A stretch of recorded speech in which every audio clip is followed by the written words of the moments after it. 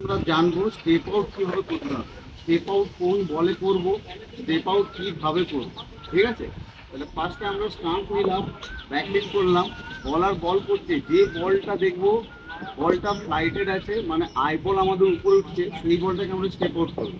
Step out করবো কীরকম, প্রথম পাটা যেটা আছে সেটা উইকেট কভার করবো, সেকেন্ড পাটা এই পাটার ব্যাক সাইড ফলো করবে, থার্ড যেখানে বল করছে সেখানে পৌঁছে। ঠিক আছে, যেমন হচ্ছে ধরো ওই সাদা বলটা আমি খেলবো, তাহলে ফার্স্ট স্টেপ আউট, সেকেন্ড, এবার এটা আমার কাছে হয়ে গেছে অনেক, তো এটাকে গ্রাউন্ডেই খেলে দেবো। ঠিক আছে, আবার যদি দেখি যে আমি স্টেপ আউট করছি, ফার্স্ট সেকেন্ড এটা একটু দূরে হয়ে গেছি, তাহলে এটাকে উঠিয়ে মাথার বাইরে পাচ্ছি।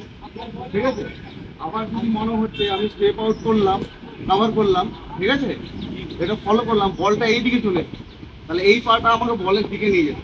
কীভাবে যাবো, স্টেপ আউট এই বলের দিকে।